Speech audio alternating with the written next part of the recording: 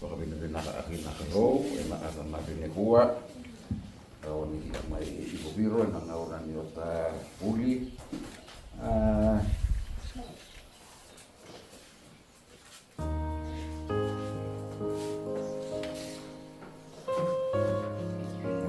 Tapi aurahi na po sa kalo, na aran natin ni Kuwa. Kaya baka binabinaka akin natin kita pagi, ba kaya ito yung ibigia, na bubiro malangi. Karena nabi ni Kuwa, au namu meron ni ugi nabi alanoa na uruang aga ibu ita iya. Na ibu kata wayan rawali. A watchman without watching. So ira tau watchman, ira tau lagi okala nga uram kan tau layan right. Kay tau si ekura kay tau ya ho na panua ira tau yan ram. Ni asa iko nga na baka nanukona. Raraman ni yalo ni perubisay kay kaya in a special sense Seventh-day Adventists are called to be watchmen.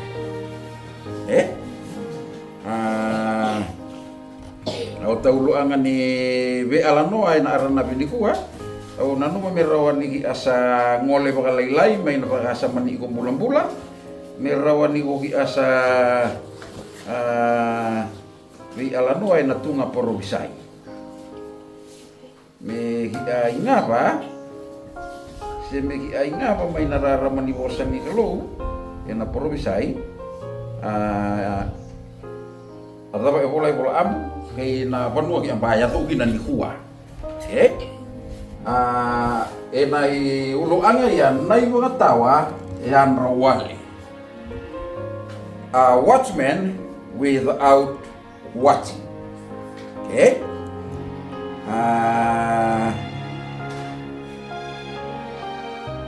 Imbera ni nga ba kay ukunyo tabuli na nabi ni Kuwa au nanuman ni kare meraw ni tunga biro tamasu. Tunga biro tamasu. Amai mami mai loma langi mami pabina-bina akina mi uhosa ni tina. Kinararakan ni mi ube kadili mai nalasu mai nambu-ombu kinarara mabi bahu robi ahi. Mami ngandre mi ubah halonga akini mami na mi ubosa kaba halonga akini mami na bi bakasinay na bi umber ni mi yalo am. Bosa nga bakarawa-rawa be mami na singalibu ni Kuwa me mami hila aha mi uti obola ibu be mami. Kay bugi mami merani hoi mami tivi miau nga na rara mani buli na provisai mi uti bosa ki na bulati nen arana ni Kuwa. Mami solia be miau e mami mbula mami ba bakatambora ya wai mewe miau mami masu na baka binabinaka na bugi tisu na mbula. Amen. Nai bakatawa yan rawali. A watchman without watching. Same tungan rau rosa nga puluh kabiu ihina etunga. Same tungan rau rosa nga puluh kabiu na ihina etunga. Na oso ikut tabuli na iko na kiana tingo walay o kay iko na maasere ti langa sere may langa sere hiana o iko na may adobo ni apa kata para ulo ang mulia.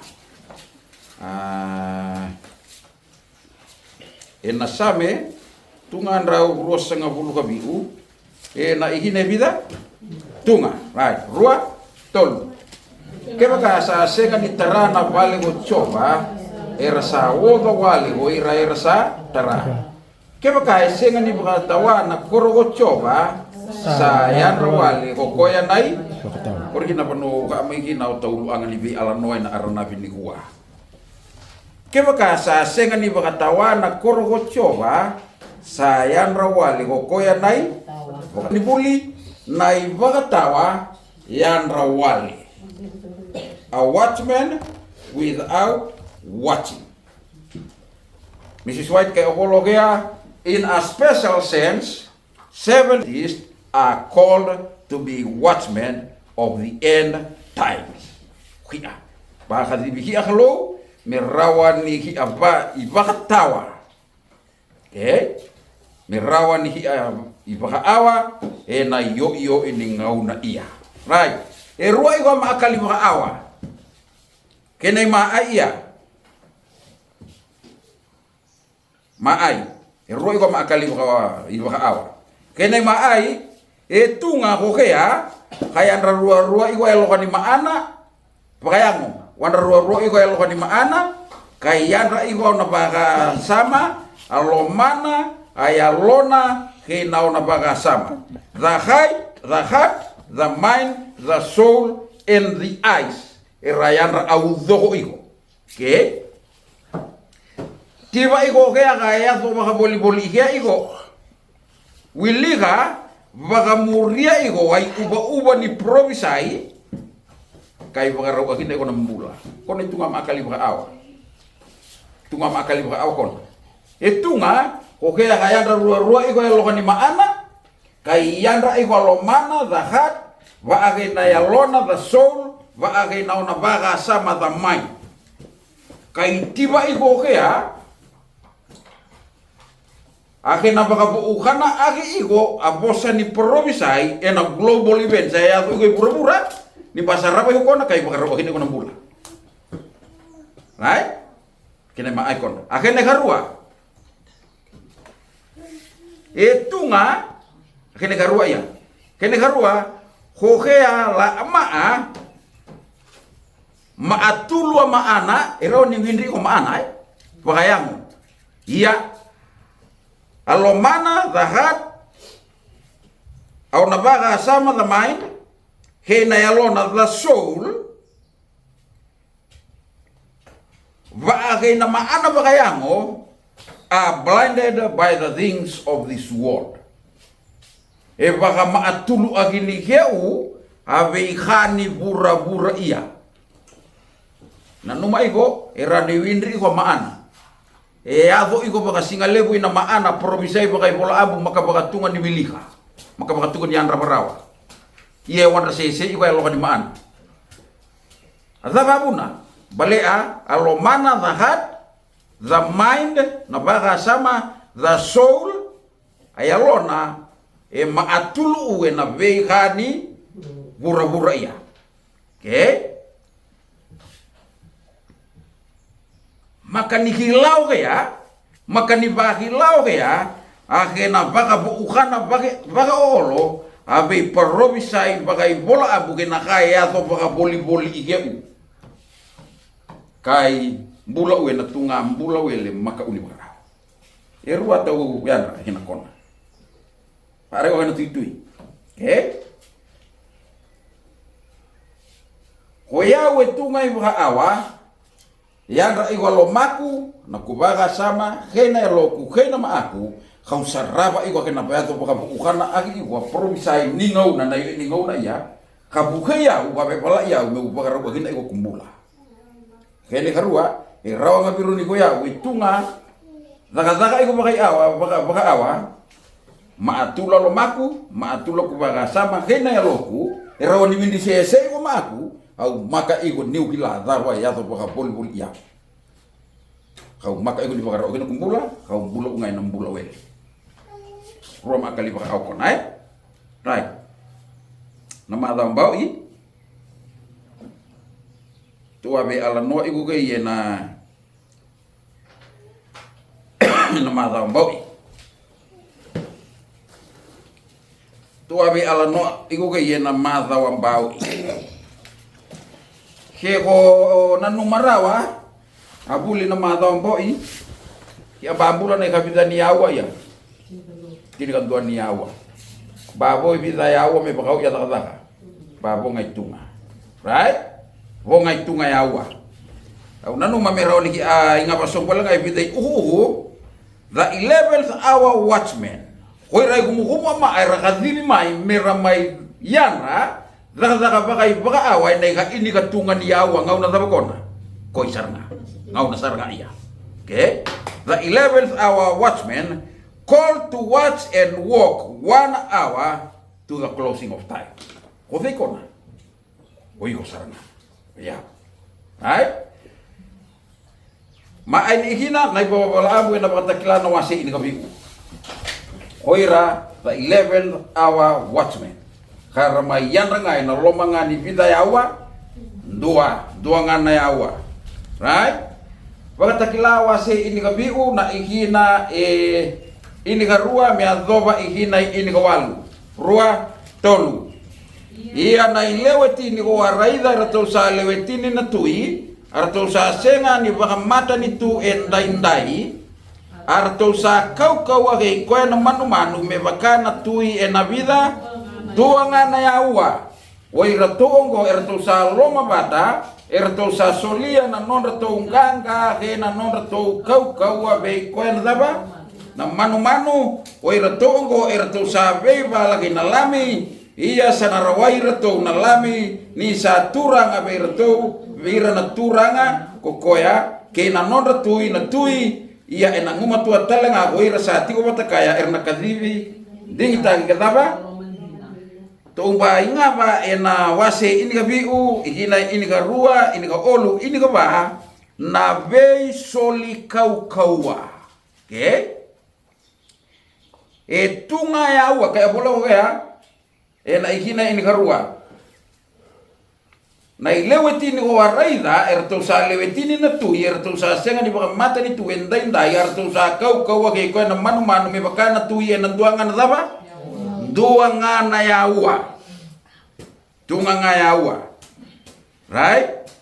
Ihina ini ka olu oi rato ongo rato sa loma bata rato sa sulia na non tunga nga na non to kau abe ko na daba to ingaba iko na wasi ini ka biu kori na vei soli kaua o de vei soli kaua tui pa agara agina ego state a political powers ore liulu ni be mani ui bura soli be ko na daba manu hodei na manu na tui mai Roma pa lotu o kaya liu aginira wa daba ve ma alo ba karisto to ba inga bagari ave soli ni kaua from state powers to the papacy to the religious power, okay? To ba inga bagari ni ba fomo agere tunga coalition a coalition rulership of religion lotu kay na daba na lotu kay na mata ni tu visually kawa ni coalition government ni lotu religion batagay na mata ni tu state ena kena posa bagay bola amu ni rukabay na loge na maani uwa daba na bagay bola amu na mata kau ni man kore ka to minga pa na ikina kore oke la combination ni lo uke na mani uke bola abu ona mai yado ngai kata ngai buru betunga ya u apaka perumsai ke bola ihina ini ka ba woi lo tombo to na kai be bala ke na taba anda ba ke na mbale na lo tu ke na maten tu si na mata kau ni manu ro kai be bala ke na lagi Sunday lo pan araba mai apa kalau akin sing Sunday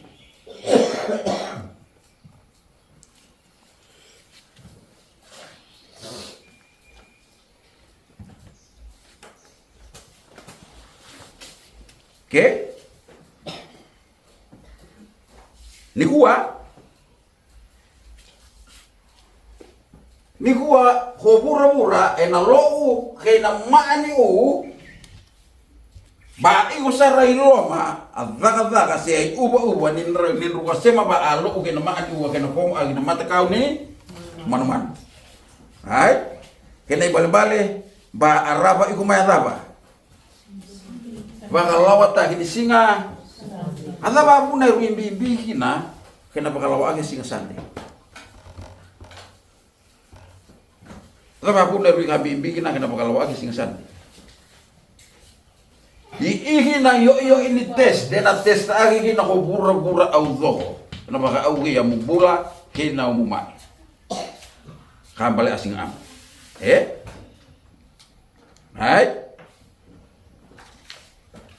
Madiu rosanga bulu ono ina katunga. Kori ai ni 11th hour Henry Allen o hora 11th hour workers. Ora 11th hour watchmen. Okay ya, lai ramai Raka mera baka awa mera mai yanra ngai na loma ni vida yawa. Tunga ngai yawa.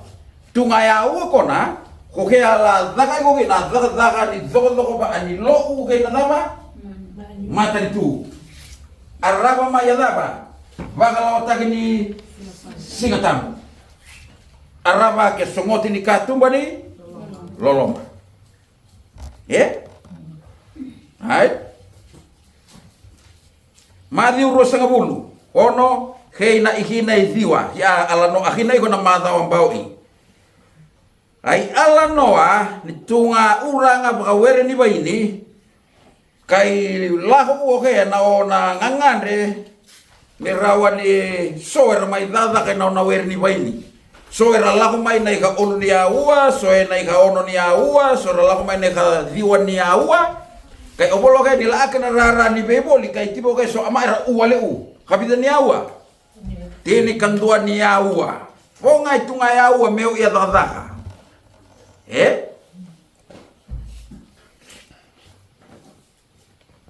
ko ira ya kai boleh molabu ira kai mai bakau ira kan ngai nalo mani vida ya wa tunga ngai ya wa ni ngau na bala ko mai kina ko kai au kai ni wer ni mai ni kai ege bu be de ya be saumi a ege bu iku nga ben ro makai mai bakau ira kata ba puna boleh ko ro bala ira kata sarai we na muani ngau na na to ngue kina na basi ko mai ko dei lai tau ke wer kena bale ro mai nakadaka ko ro wa ai kumu o amaya na loma nga ni tunga daba tunga nga yawa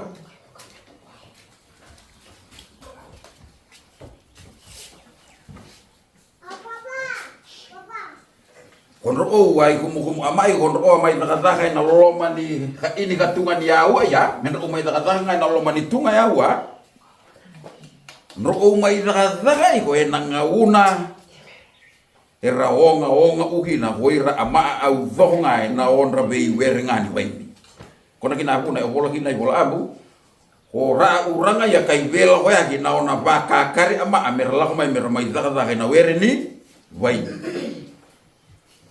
bale azaba ba maka ama mai daga na wereni baini bale erbatu nga ngai na onra be wereni baini kono kinabu ne alano akina ipolam ora uranga ya kai leibaka kare ama ena ko noni biboli kai rawa ama kino ge so ama ka ira umai ne kabida ni awa tini kanto ni awa ramai zakatanga na tunga ya awa ba sigamai ora atau bisa ubi au ge duere okay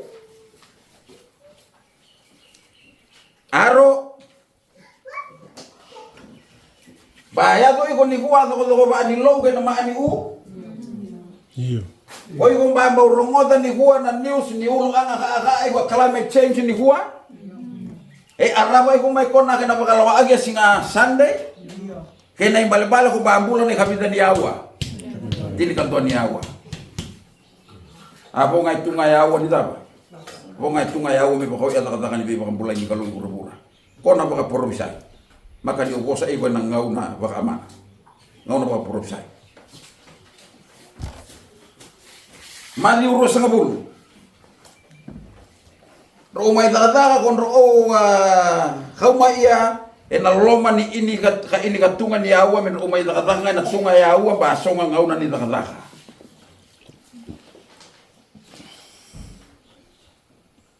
kai ege bua mesau me ben ro kai mai daga nega ini katungan ni awa bale an ro daga to nui wa ngauna na lago mai kina ko ra atau ki mesau ye awa ni weri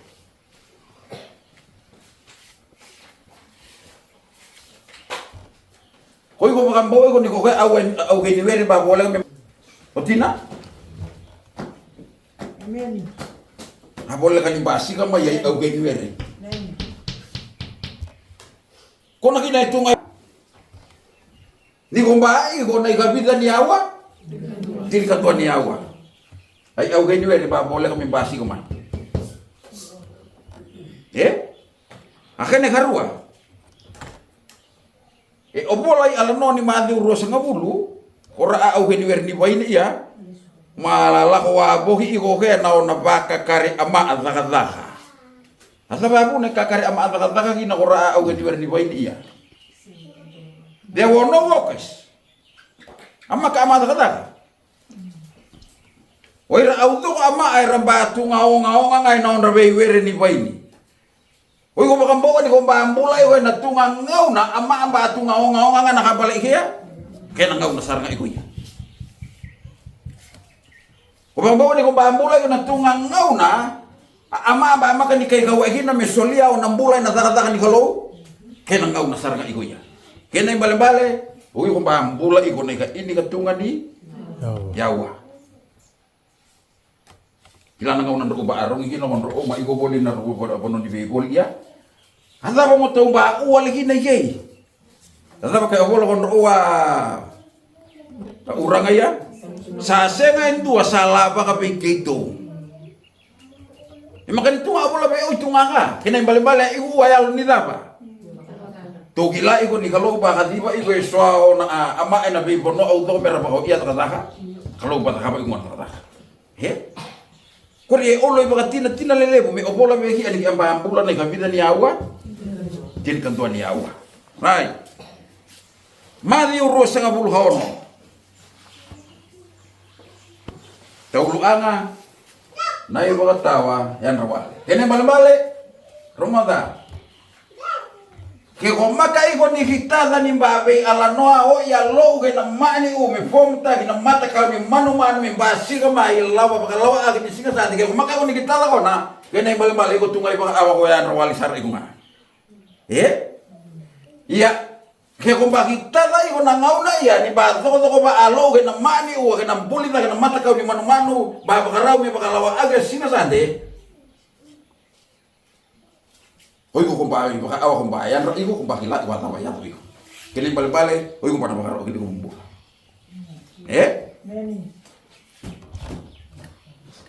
Madiu rosa ngabulu kaon. Olu sa ngabulu ka biu basa ngabulu ka lima.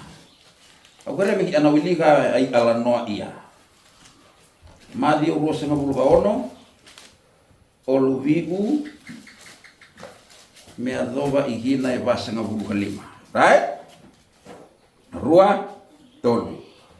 Asa kau tipita ko koya ke rau na lubi sepeti asa wakatika bumera rawa na lomana kaya lumasara. Sangga ikaya beira to ko koya sa rawa pakalibu na ya longu me baka kau na mate ndo tipo na eke me to bakatawa. Asa lawa pakalilai iliu ko koya asa duwa sombo atombu itu asa masuk ke kaya kita magu ke baka rawa-rawa melawatani manda biyau nam bilok ngo ya meka kuangani baka na nongu lewa me baka na nomuni lewa asa ngai lahu mai berato na tisei peli asa kunai reto ni reto sa mode asa kaya me pita o into sa senga ni rawata me to baka tawa bata kan tuang baungana bidayawa tuang na yawa pasal lotunga do tawa ka masu ika ko ni rawai ke mundo na bere endi na nga samu na yalo iya na yango sa ko bakarua ko koya ka masu ka kaya itamangu ke baka sa senga ni rawa metakali tani beyau ng bilonggo ka me umunu banga me ado nga nanomuni sangai lako mai ko koya asa kunai ni reto sa mo detale ni sambimbi na matan reto asa laiwi reto koya asa badila ko taliani kamasu baga tolu asa dabuta tale na bosa koya sangai lako mai reto na no natisay peli ka kai reto do mo de nga ka baga dengu raida sa bole ka mai na ngauna sa soliani na lubi ni tamata ginalingan na taba ba bakarau melako durumo cisu akarai se sineo nambula nanumai ko itu ngai ala no pakai bale-bale biru iku nga ba bakarau melako durumo cisu itu nga karai se sineo nambula me besu me hawa ke melai vele wai ahi odela vele wai ahi ni kaya odela vele wai ahi ni kaya alo tu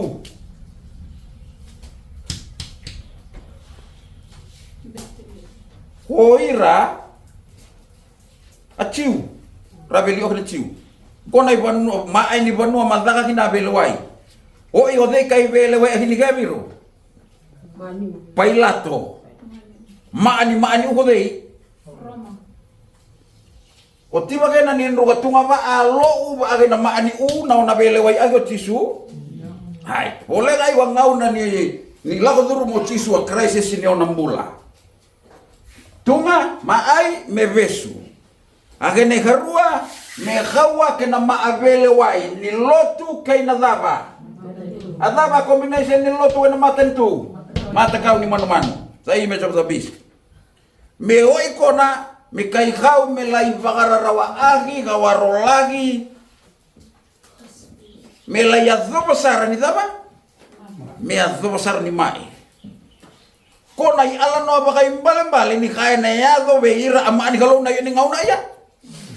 Kaya sini on rambula. Kona hawa kena maavele wai ni lotu kena matan itu. Mata kau ni manu-manu. Balik oke na tunguragina. Au na singam. Kona kai lai bagararawa au na lai besu na bagararawa agi me adho besar na dava. Na mati. Ya nimbera kona tisu kai hola kani ala no kai indro udah ke vida ti sepeli. Ndro kai indro udah ke na ulu ni banua. Kai oke ya. Moto bana bakarau me umai, bana bakarau la ko rumai tunga ngau na rarawa. Au kere moto oke moto masu moto baka awa me vida dua ngana yawa. To gai. Kona yo ini vei se yo ini sekondi se yawa seminiti ni bakarau hawa ko tisu.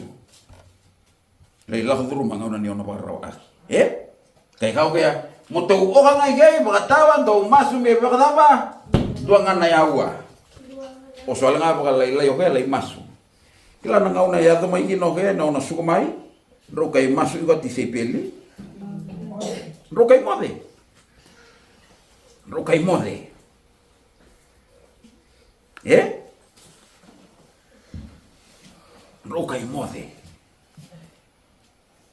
O isi elako.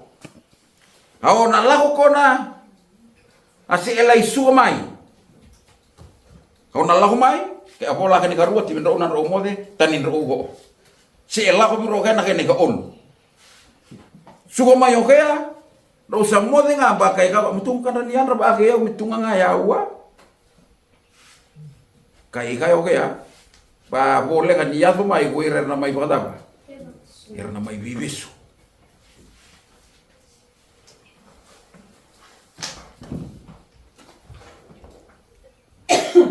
Ni bakarau lako duru mo tisu wa crisis ni on nambula. Kai ngandrebo kai ben roti sepeli men ro awa men ro masuk age na loma ni tunga ya uwa. Oke ala ya uwa magunga oke men ro iko kinati sepeli nambula ni andra dabage na masu ro kai bakalusia uwe na daba. Na mothe. Kila ni ala noa. Mabakalay sana nga babasi ko makutsiuta sa akin roa maibalu o bisa ni bal ni lo o bisa ni lo o bisa ni maani u ada pa makaya to ben roa ti sepeli ro kai kumbu au do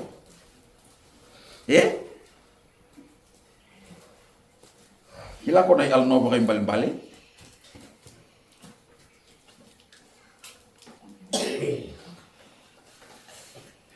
Oi komba bakambo oi ni komba mulai na tunga ngauna na yo ini awa ni ngauna ni mbula kay pura-pura ang ngauna oi komba na bakarau kawa kay na maabele wai ni lo kay na maani u na matakaw ni manu-manu mo bele wai agi oi komba bakambo ni komba mbula na kay na ngauna iyo ba mbula to niya kay na ngauna ba bakarau me uda kay matakaw ni manu-manu me bakalawa agi na nadaba na ona singa sandi. Waira audo ama air na doka ona lewa air na kawa ke na maabele wa ni lotu ke na daba. Na mata ni tu. Obolo chisu ben o to ba awa ba ya me vida ya wa. Dona wa. Kuni o ba kan roti sepeli ni ato ma yang ngau na kona kai bakalusia ngau na ni bakatawa ke na yan render ba ke na daba. kena mothe.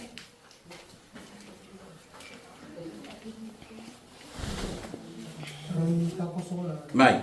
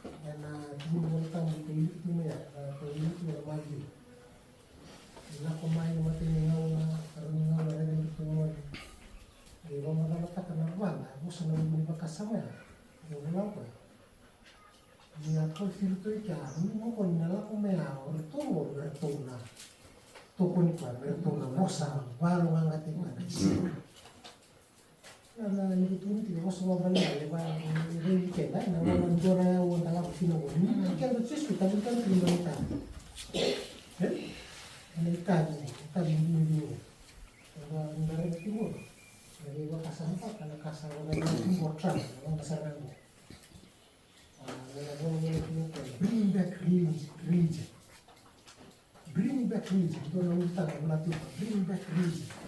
Kasama kang buta. Asan? Wala sa tuto ko. Ako ay umaro. Walang binasa ng gulo. Walang weekend. Kung makasama yan, mapa niya susuri. Dito mo na dito ko. Kaya nga na ba, nalila ko sa naman. Nalilo si Merumana. Posta tayo. Dito ko.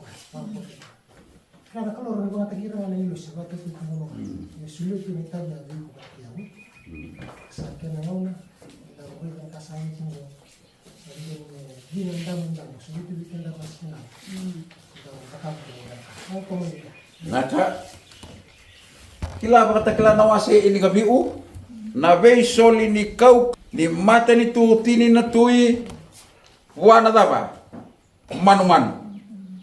The formation of the image of the beast. Watakila na wasi ini kabiu. Okay? Menurut ko may lewa ba nga na loma ni tunga nga ba? Yawa.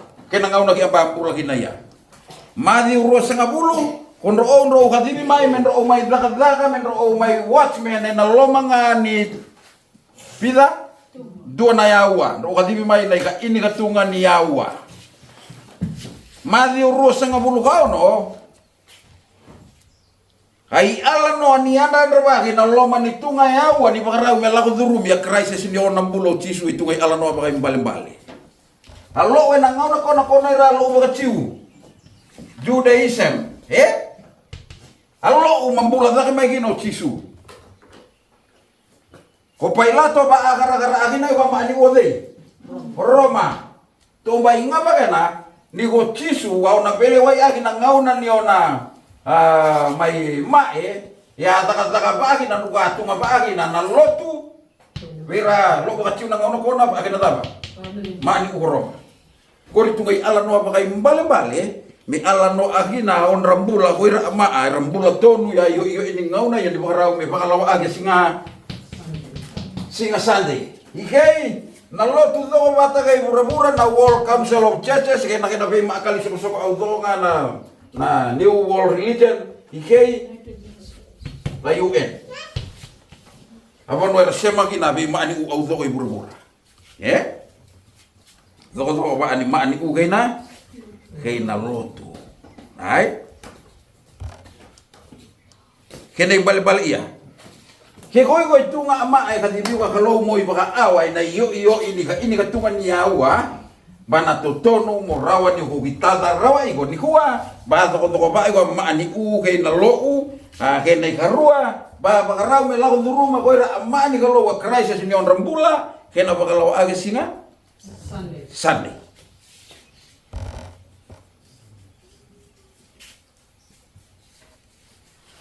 ay siya rusa nga bulu tunga Hina ini katunga, ikina ini karua. Aisyah rosa nga bulu katunga, ikina ini katunga, he ini karua. Rotolu, na bosa ni parobisa imbi gay tuma. Sa kadi may beya wendua may siya kakaya, nay bakatawa sa bakay be nambongi. Nay bakatawa sa bakay be nambongi.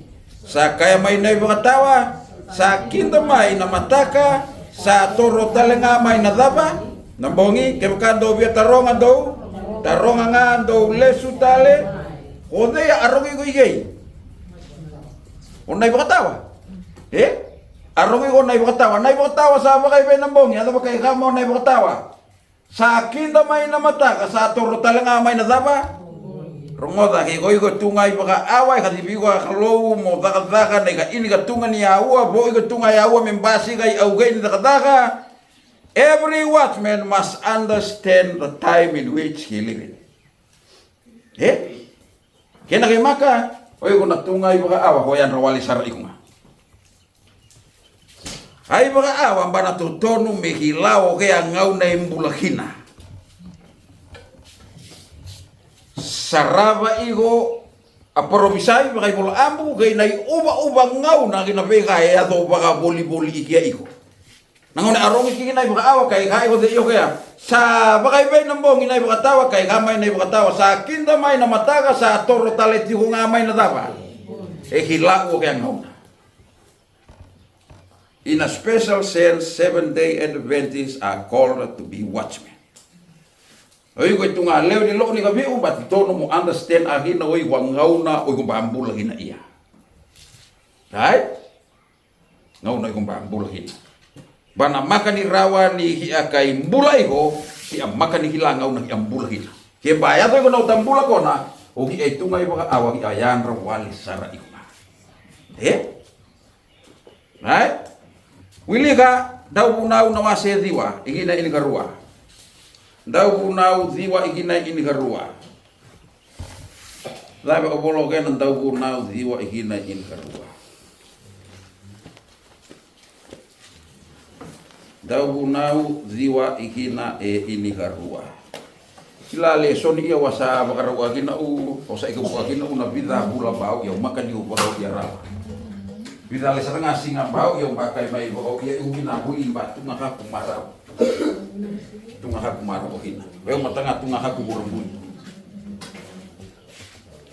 Nandau bunaw na wase ziwa na ikina bida ikina ini garua. Rua tolu.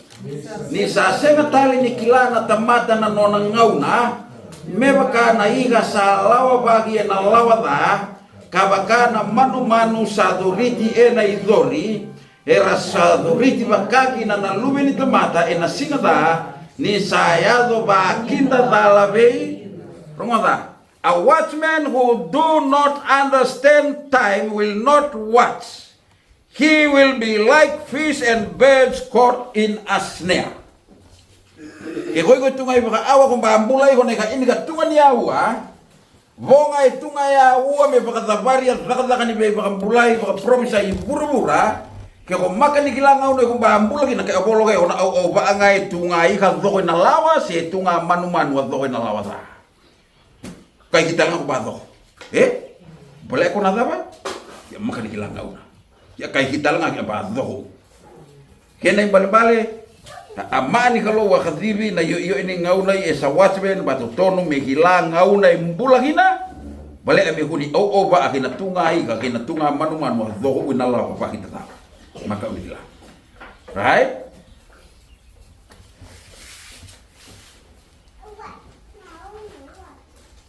Main de sonay kanawa 5. 2 itol.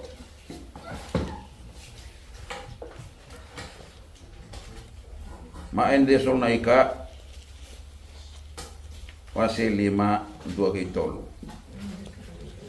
Maende sonai ka na wase 5 2 kay tolo. Right? Kada migi awili bola. Rua. Batiba. Maende sonai ka na wase 5 2 me adoba iginay olu. Rua tolo. Iya sa senga niya nga me bola be ke mundo na be kani me tukuna na be ngauna kay na be ambaki. Nindo sa kilandi na sara baka tagike mundo ni nalakumay na singa ni turanga me baka nandang utako na mbongi. Ni rakaya tiko sa may baka dengu katiko binaka nangay yado ba kinda dala beira na rusa me baka na ya luma bwana ya lewa sa bukete ara sa senga ni ro tani wili ka berbay ikinay ol. Wili ka berbay ikinay ol rotol. Ni rakaya tiko sa may baka dengu katiko binaka nangay yado ba kinda dala beira na rusa me bakana ya luma wana ya lewa sabu kete ara sa senga ni rotani ango meran kia be alano akina vida baka sama ia ena ulu anga ia na rusa ve bakinda dalata ya na mali wani bagade ngukena tiko binaka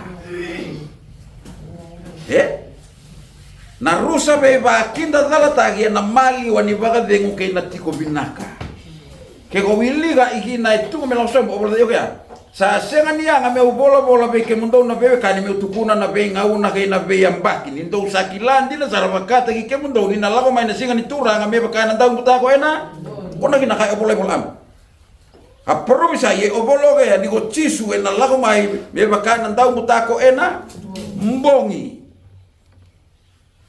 ya rongoda Nikola wiliga sombu aba lima ono ka bolo ka muto makani ama ani mbu o me ato ba kinda dala be kemu to singu ko ya bolo ka do sa ngone ni rarama kena imbale ena makani to tonu me ato ba kita dala be muto wa ona lago mayo Kristo bale ani ko muto igo e ngone ni daba rarama ke bolo ka na igina olu e rakati go sa mai bagadengu katigo binaka Henanga yado ba kinda dala beira na rusa me bakana ya luma buana ya lewa sambukete arasa senga ni daba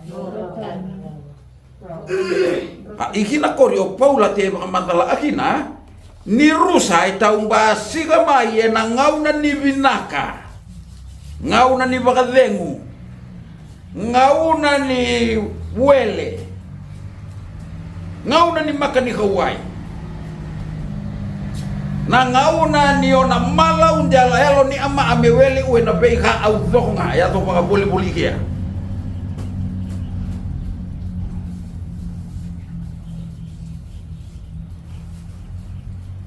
kena impale iya ke obola be ki ai bola abu ni taumba siga maya rusa ena mali wa ni ngauna ni tigo binaka keina Roma oda keina bula wele keina penga una re au bako na bana to tonu mehi anama hina ikukona tonu mehi anama hina to nanuma ni ya walubu na ngauna ino ambasi kana ngauni dab kana ngono ve musu kita ke meradaba akana asoko Alaka kaya makalwa dakata na makailabo na makanani mula itungaka taravale vei musu kita ke mirawakawati ama manu hybrid crossbreeding kaya na may maakali kana ngono vei musu kita ke mirawakawati miya tato na singa sa apondo kilagi wango day Kila kura amana singkon ra makabakatuni makambawa ni na aurawa uda. Ira makabakatuni makambawa ni na basika maya walubu. Bale adaba. Ni rasarabi buru-bura ina khena oha. Oso ungabe oso yagi ya ka audonga ina khena be ai dage tunga. Ira kai kita nga basika udaba. Na aubia uda.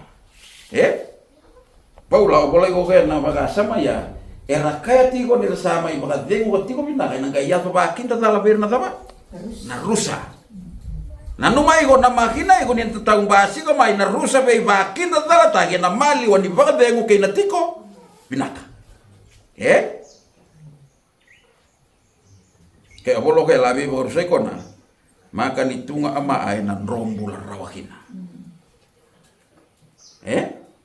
Romoda today the world is in great crisis. Ota pura-pura ni kuwa ba sasangay ko mimula. Ota pura-pura. Right? Ay bago na be banua. Awal lupo na be banua. Great tsunamis. Pagkato mambula. Une-une. Tangi lambay na kaya nakaukawa. Na uda de bata na hailstorms, firestorms. Tunga city level may bay. Los Angeles. kaya baka tungay ng buka. Firestorm.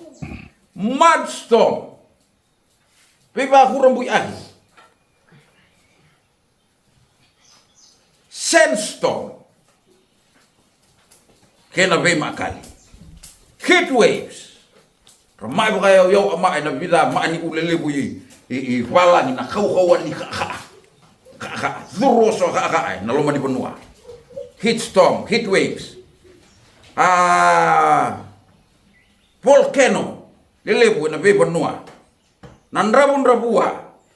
Abe makali mae makani walirawa. Ndrabun rabua. Ndrabu singa. Food crisis, aleka ni mangi. Economic crisis, aleka bagai labo. Na political crisis, leka baga politiki. Family crisis, leka baga bubali. Religious crisis, leka ni lou. Health crisis, ambada nimbula. Na climate crisis, rebu-rebu din ragi bisau. Amai na beba nua au dhohunga. Crisis by land and by sea and the air. Kona kina panua baya tu kino tapura-pura ni kuah. Laba bolo kena Aisyah rusa ngabulu kaba ikina ini katiwa. Aisyah rusa ngabulu kaba ikina ini katiwa. Potau lu anga nai bakatawa yandra wale. Laba ko basara ba iko kan baya tu iko na pura-pura ni kuah. Bakila iko kan baya tu iko. Aisyah rusa ngabulu kaba ikina ini katiwa. Kina rusa ngabulu rua ton. Iyo, sa katela sara ko pura-pura, sa pagayaba latagi pagalebu ko pura-pura, sa yata ko pura-pura me bakanan daw mateni, sa tawa lili me bakana imodi lili, sa ambita ko ya nakena talay nre, nambale kadaba, moda. O bola ko Aisyah sa basu-basu ko pura-pura, sa katela sara ko pura-pura, sa pagayaba latagi pagalebu ko pura-pura. Sa yata ko pura-pura me bakana daw mateni tawa lili me bakana imodi lili, sa ambita ko ya nakena talay nre, nambale ka senga ni daba. Senga ni tuda tale. Bigo bati baka ko ni bayat ko no pura-pura ni kuwa. Ha so alingan ni kaloko lebu ke nalingan ni kaloko lai baso ay bola bosa ni kalo hila event sige pura-pura. Tu baso. Oi ko nai mo tawa pato tono mo lang ngau noi kumba bulagina. O bolo kaya nambale ka senga ni daba. Senga ni tuda ke tale. Nambale ka senga ni tuda ke tale. The world is struggling to survive. Sasangambulay ko pura-pura. Ni gua, today world leaders are looking for solution to our problems to save the world. Kila nabi crisis au to baya to iko ya. Oi kung pasaraba ni baya to iko. Kena ke ko makan ni kila ni baya to iko.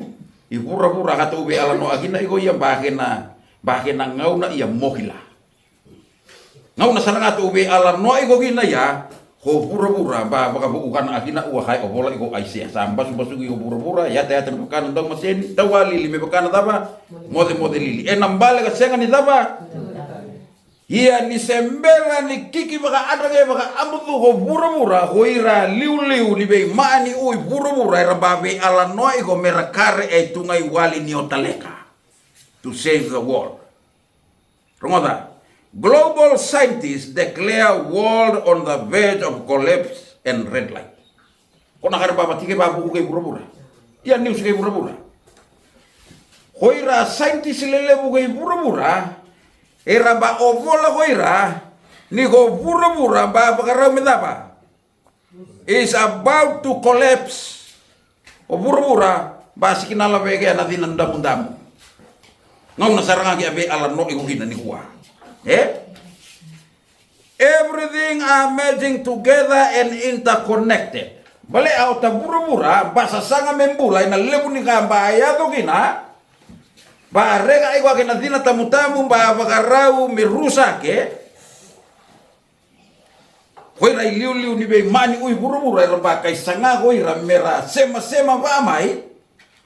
Merabaka dhoko ba agini ki au dhomai merawan ki interconnected merawan ni yato me ki asanga merawan ni bakambula yaota bura-bura. Rongada by 2030 the world will come under a one world order rule. Ruta kete agina yo hoira me kai rua utolu olu sangabulu haota bura-bura becomes a one world global system. One world order.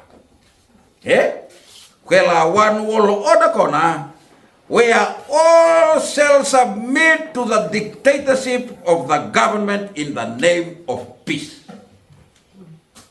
Kela utalai tohoi bakatunga na tunga nga o ta bura-bura lebu na tunga o ta maani ulebu na one world order, amaya tunga bana submit na lewa ni maani u. Ang totoo kaya na mungalalang pa na maka bala en basangay merawan ni wali o talek highway bura-bura. Okay? Rungoda, organizations are formed and talk for peace and safety.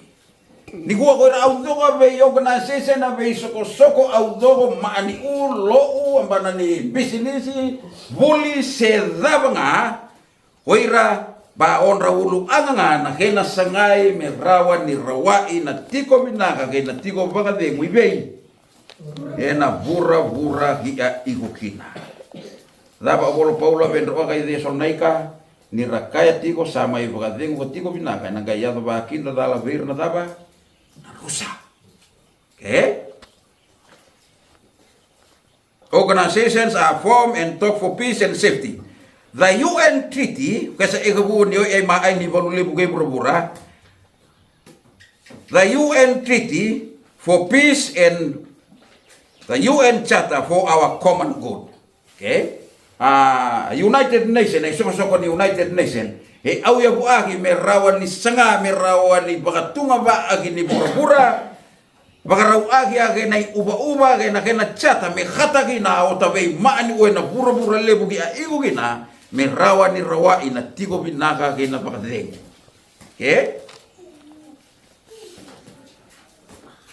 World Health Organization on Global Health Safety. Durumay kung ruampan ng health. Yan ang World Health Organization. Kung ilang nga ipitanggaw na ni kena tuwiri bura-bura na vaccination program. Na kinasangay ko, autadaba, peace and safety. Na World Trade Organization to ease global tradings. Aw yabu agi sok-soko ni World Trade Organization meron ni pakaraw agi na boli. Mani uya gina mani ukona na region kona. Kona kampaya to igay na utapura-pura libu ya iko gina. World Trade Organization. Na World Council of Churches on Interfaith Declaration for Care of Creation promoting Green Sunday as World Environment Day. Iyan news ni kuwa. Iki na world news na ngaw na saranga ikuya. Koy ray liw-liw ni bay malo ba Kristo ba na interfaith organization kuno da turmay ginabay malo iden ya musulman ya Hindu ba ya Buddha. Kira sema may na lo ba Kristo audo mera may bay ala no agina bay program so na generawan ni krabi mi baka mi maroroya veja ambula maroroya ota bura-bura irambalay yadau na sangai mi barawa ni promote agi tunga asinga Sunday mi ba singa ni zeng i bura-bura audo is a global Green Sunday is World Environment Day. Kona pono balay to utabi alanon ni kuwa kena sangai me wali ya rebu-rebu ninrahi visau. NGOs for global relief programs opis. Urabe soko-soko na auta ko ni maani u na non-governmental organization. Huira iraba au yahu agi nga merawa ni bakambasi ka agi na mayadaba. Baka dengu kay na tiko binaka, tiko sautu. IMF, International Monetary Fund, global bankers on digital currency for better global transactions. Ni ko ta pura-pura au doko baba o olo agi ake a programu ni veiboli na mona liba-liba kay na ilabo liba-liba. Bale mo hulyo kay lawa kay Australia ko lay kare abure tu nga panon ni pesa akila mo money exchange mo pesa hinan dolar ni vi hinan dolar di Australia. Kaya nga lay labo libo ko bang aginay kay ko bang aginay Amerika bang aginay ngiladi ko bang aginay ka. Tara nga ina mo ba? Talbon. Basa nga imi baka rawa ah. Ka au dogo mi rawa ni ka ama ya daba na tiko binaka kay na tiko. Leaders are trying to save the world from climate crisis. Kung natabili wagi na maani urabasa sanga iko, merabakang bula o tabura-bura ya may na rebu-rebu ninragi. Besau European Union, United Nations, G7 and G20 all talks for world peace. Dapat pula iko kaya na deson naika. Era kaya tiko sama itiko baka dengo tiko binaka nang kaya to ba kinda dala birna daba. Rusa. Rusa. Right? Rongoda COP meetings every year on ways to combat climate change. Abi makali COP. Abi makali mbose lele wa COP. Aon rambose ya scientist liu ni be maani uwa ambana ni mbola ambana ni mbona liba ambana ni labo ambana ni be boli hoira abu ge burubura kona kina on rama ambos ya kop bau tunga ngau na ibi mama ge na president di wodi bani marama COP meetings every year on ways to combat climate change nanu mai go abe mbose au dogo adaga igo na tabura-bura ni kuwa era ba baka na ulu au dogo igo ngai na kena sangai mewalia rebu-rebu ninraki bisa. Right? The UN Summit of the Future for a Better Tomorrow. Kona kina nro goal siya nro nahi-nahi. Hoira igo una isoko-soko iya. Na UN, na United Nations Summit. Kona kina era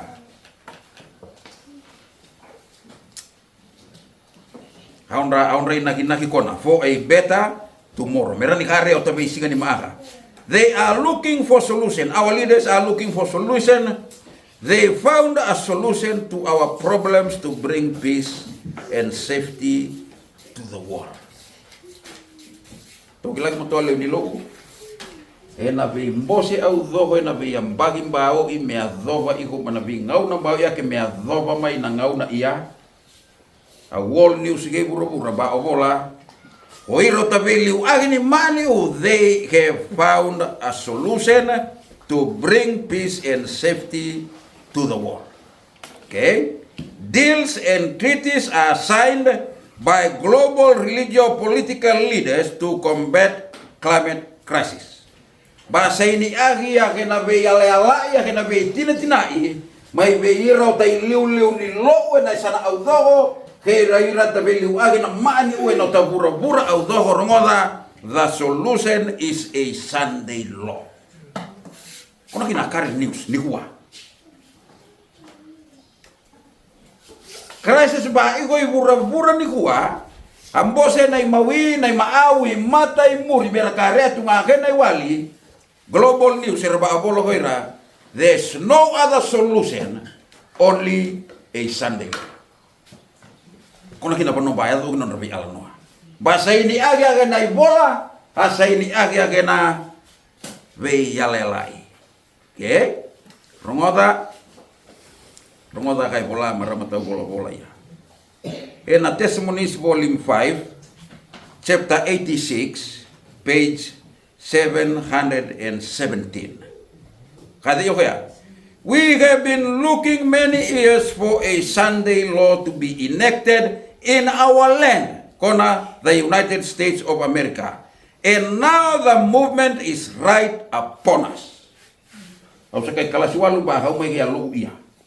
Ini kan diawal sa kabul. Kilay ugo rongo sa binro. Ugo ka ng ngaw na kona. Ugo ka ng ngaw na ikabu kina kaya lo una ini kan diawal sa kabul. Napakalawa agi singa Sunday. May nangaw na kona. Rongo da kay bola maramata bola. We have been looking many years for a Sunday law to be enacted in our land. Você o que membal i Amerika. And now the movement is right upon us. Ini kati wawalu sanga bula barongoda uni na bagalawa aga singa Sunday. Nikuha a movement iya paya ko sarga iku nikuha. At sarga iku nikuha. Ha ho ya kena bebosagi, ha ho ya kena ambose, ba ho ya kena belai ba seini agio ya di. Au. Elewa ba imani oi bura-bura nikuha. Era ba ka obo-obo agina iku Sunday law no ramani u. Israeli, India, olu sanga bula state mai Amerika ba seini agina Sunday law. Ngau na sarangaya. Amerika 5 sanga bula na state. That is states, orang kena pilih wajar bahasa ini kena di, kena pilih lagi, right? Kalau tak kayak belum sesuai, the Sunday movement is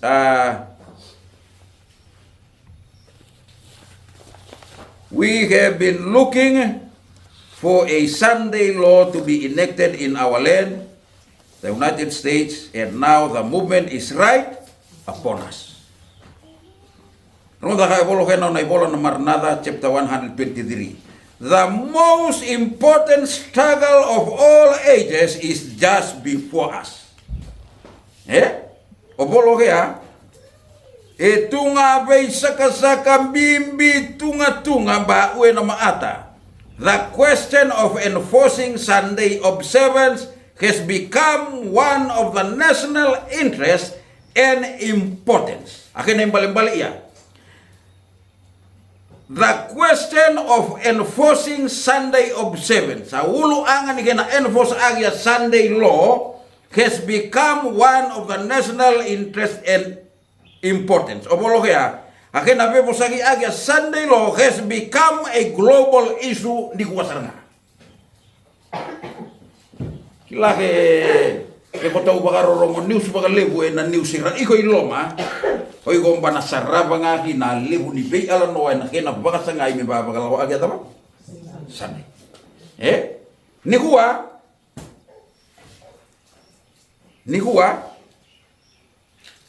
ulu angan ni kena bebo sagi agya bakalawa agi ni singa Sunday ba ya tu one of the national interest and importance, a global issue iku ni kuwa. Lebu ambose Kilai lebu ambose buni tau takaba Vatican City ba agairai vida maani ulelebu Amerika wana vida bura maani ulelebu ni taka makalipe bosaki buni o ako na kona be bosaki igo ni dapat kena sangai merawa ni pakalawa age singa Sunday rongoda. We will know what the result of this movement will be. Boleh orang yang porusai hoi go nakai hila adhabai ini ni oso balahu iguya. Right? Kalau ini singa Sunday. But are we ready for the issue? Kay mulai ko kay nambo ona, kay ko de iyo kaya. Aulu angan ni kena bakalawa agi ya singa Sunday ba yado igo me global issue ibura ni kuwa. Kay kayo kaya hona kai hila dabai ini ni oso balahu ya. Kay ini okay na tunga aro hina ibe yung babaro igina. Na ibo katawa yan rawale. Iho ko tunga ibo awa bana totono mo hila iho ni kuwa ulu anga ka abe alanwa agi iho na nalaba. Bai uhunga ni kena sengai me pakalawa agi adaba singa Sunday. Right? And I follow the faith I live by. Ambana ini katunga chapter 11 page 326. Sebolay na 1885. Kada iyo kaya. The Sunday movement is now making its way in darkness. Sebolaw kaya na 1885. Kaya obolay ko iyo kaya. The Sunday movement is now making its way in darkness. Kaya kaya. Oso ni kena bakalawa agya singa Sunday. Kay kau kaya ba oso baka malua iko nadava ena omoni sala bumbu maka unihitati maka unihilai mai na ngau nasar kona rongoda the leaders are concealing the true issue ni kuai issue le butunga iwa climate change oi rabu gai buru ra pakanga aki na climate change karena pakang rumah ko mai loma ia Sunday lo I umba ko buru tiba iko kaya ni sangai ko mewoli ya rebu ni ragi Veisau. Ia iloma kona the reality issue wadaba Sunday lo. Buni wale ngama ya Sunday lo na ho ni climate change. Wale where the leaders are concealing the true issue under the guise of climate change. And many who unite in the movement do not themselves see whither the undercurrent is tending. Veira audo amar be ogoni unai oso ni kena bakalawa age singa sande ya maka ni kilai vea panua ina kaira kina hui ni kamba bakarau lahu iguia kaya kau kaya each profession sa kena obo are mild and apparently Christian akena obo akena kospeli kaya bolo kaya malumu kay ba Kristo Balera obolo ko ira merawani rawai na tigo binaka rawani rawai na tigo bagadengu merawani wali an ragi beisau ha kena kospeli kai kaya na ihinera but when it shall speaks it will reveal the spirit of the dragon kaya bolo kaya nangaune na boso magina kai kaya na igo gina nadaba the spirit of the dragon. Nangataliru. It is our duty to do all in our power to avert the threatened danger. Kaya kau kaya mihi ataka ba kau merawan ni wadaba to avert, divert, prevent, delay the threatened danger. Maka dalam dikaan balik ia provisai. Bolo provisai di na pagalawa aga singa sande na pagalawa akinga. Misi suai kay bolo kaya o tay abialangan ni kuwa miki akerebe kaya kalau me pagadapa me pagambera pagalaylay ni ona pagarabe pagalawa aga singa sande meron ni pagarawa. Kita kabak ya tak kadiri ki akina kalau. Review na Herald April rosa nga puluka olu 1889. Rongota already preparations are advancing and movements are in progress. 1889. Nikuwa 2025. Sa pulau kaya na 1889 kaya pulau kaya already preparations are advancing and movements are in progress. Kaya kalau agi singa santi kon. Kaya pulau kaya events will be brought about in the earth's history that will fulfill the predictions of prophecy of the last days. Kayo kaya na iyo ini ngau na ya oi gomba nativa akena baka buka na akia provinsa ibaka bola abu may na vega o saraba niado baka boli iko. Bati ba ni bayado iko na? Ha? Sisemaka. Yato sarang iku di kuwa. Yato sarang iku di kuwa. Okay? Kena bale-bale kung ambulay ko na ini katungan niya hawa.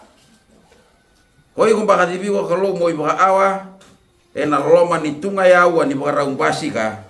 Mayay auhe ni were.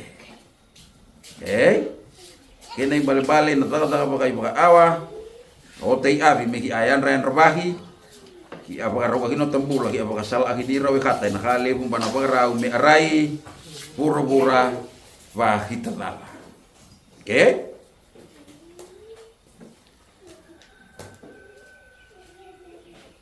Bila uwalangan ni news meu wasebe hiya. Ena uluanga ia our footing in today's prophetic time event.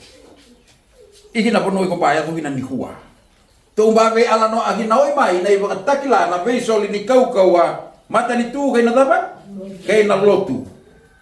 Na kay nambuli na mata kau ni manong-manong ba arabay kumay ko na baka lawat tagi ni singa Sunday baka iki baka boleh kay wa kena songot ni katumba ni loloma.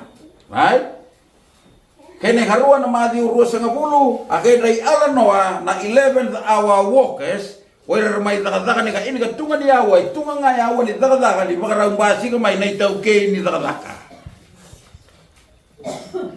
Akhirnya ka olu, kon roa surei, roa kirei, min roa yan rin robaki ka masuk baka awan na loma ni tunga yawa, do kalay banga agina wena mode. Roa tisipil. Ngaw na layato may kina crisis ni mbula ko na, aw na lay beso tisu kaya bolay bola abru alam posisi au do tisipil. Rebu-rebu ni bayang agidala tunga yawa soli bedro mengaw na ni baka awa kina taba ko na alam no baka imbale-bale au doho de baka na numihia iwa lew ni lo ugi ambambula na iyo ini ngaw na iya ni kumbay ngapa iwa to ba ni lo ugi na mani u ba araba maya baka lawa ang ni singa sande abai alam no kay daga igo ni kuwa e wulo anga kaaga tunga igo kina climate change iya igo may loma ko na kina sangay me baka lawa agi taba singa sande. Okay? Our footing in today's prophetic time events. Iki na pano kaya to kinanihua. Iki na pano kaya to kinanihua.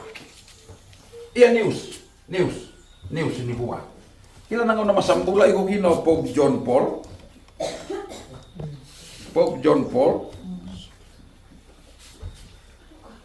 Una masambula iko kino Pope John Paul. Ure matay polo korci awe.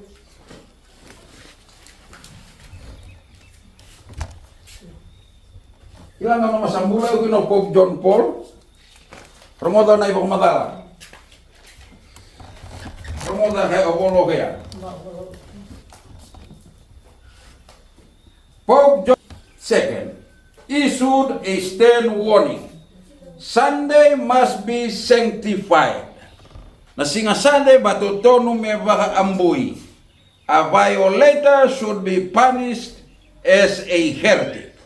O kaya, baka na singa Sunday, banatutono me oongi aki, o kaya ni daba, a heretic, tunga ama aw makambawa. Okay? Kung ako Pope John Paul, ama o kaya, kay susobi ginigay may urangan ni Chaman, Benedict XVI. Romoda ako na, kung nasa wala ako Pope John Paul, na chulay, kabiyo ni singa, ini ka diwa sa nga bulukawal. Maeo kaya susobi agini kaya maya urangan ni Chaman iya ko Benedict XVI. Wala ko kaya na September 12 kabiu kada iyo kaya without the Lord's day we cannot live. Ada ba Lord's day pera kaulika Sunday. Okay? Ko era global news. Kaya onruga urangai ruwa iya without Sunday, we cannot live. Right? Ay karua, ni current events, sila ko ikon ni Hua, global news. O Pope Francis, ni dengu ho Benedict na 2013, kay susomi agili kaya mayo Francis na 2013. Right? Na 2013, may susomi agi mayo Pope Francis. 2015, vosa o kaya, nambose ni UN, United Nations, ang rambose ay liu ni bay mani uy bura-bura. Lay iko kinapaagay iray liu ni bay mani uy bura-bura, may nambose may Paris, okay ba okay una Paris Accord. Say ni agi gina, tunga kay ba okay na climate agreement. Ode ko na, Pope Francis, prala Pope iko ni Hua. 2015, say ni agino kaya tunga velelai wa agiray liu ni bay mani uwe na maambose ni United Nations may Parisi na kena sangay may baka wali rebu-rebu ninraki besaw 2015 right rungonda ruwa utolo ruwa sanga bulu katunga biunga yang bagi biray mata 7 years 2021 lonsa agino kay tungay bola pra urangay lonsa agino kay tungay bola ya tani bola ko na Laudato Si era bolay uginay uba me khata gina ota bura me rawan ni walia rebu ninraki veisau Okay, lako ala nga may okay, bebe susomi agi may na 2013, 2015, say ni agi no kaya na vela latin ni climate agreement, way nga biwa yang bagi 2021. Balon sa agi no kaya tungay bola, ay bola uba-uba, siya chata, siya yabu may katangin na bura-bura, may rawan ni wali, rebu-rebu ni ragi, may saw. Okay, alay bola ko na, Raw ni bebay ruan raw olu sanga bulu kabiu, iya bola bakar wagi no ya. Raw ni bebay ruan raw olu sanga bulu kabiu, bola kina uranga iya Francis kayak bola tiyo kaya. Sunday, like the Jewish Sabbath, is meant to be a day which heals our relationship with God, with ourselves, with others, and with the world. It also proclaims humankind's eternal rest in God. Raw ni bebay ko nga, ruan raw ulo sa kapul kabi, ni bola, ilon sa akin okay na ruo tolu, ruo sa kapul katunga, baka kaya, ni singa Sunday is meant to be a day which heals our relationship with God. Singa Sunday, ba nahi merawa ni bahare aki kinota vewe gani ba aki nakalo ba aki hirawe khata ba aki bura-bura kene bale-bale ti obolai ko kaya Sunday mo bakademu ngauna ni mo be ala no ba aki nakalo ngauna ni mo vewe gani ba aki rawe khamu ngauna ngabiro ni mo vewe gani ba aki na be kai rambuli mo bakademu may na mo tata kuna kakati obolai ko kaya kaya obolai kaya it also proclaims humankind's eternal rest in God. Maka unibuhay bola. Right? News iya. Ni huwa Protestant America. America. Pero although abe soko-soko ni lupa karistoma ya America. Na Christian Coalition of America na bi although ila soko-soko although bi lupa karistoma ya America. The European Union of Catholic Bishop. We're a global evangelist. Kenneth Copeland also. We're a global evangelist lele bugay bura-bura. Na World Council of Churches. Na ecumenical movement. Ecumenical movement na kinaimbali-mbali panwara sema-sema audoho kinabilo uwa Kristo audoho. Interreligious and interfaith organization. Apan nuera be doho bagi na lo uwa Kristo kay rabi-rabi iso. Kung hoira interreligious and interfaith organization, they get agreed for a Green Sunday as a climate crisis solution.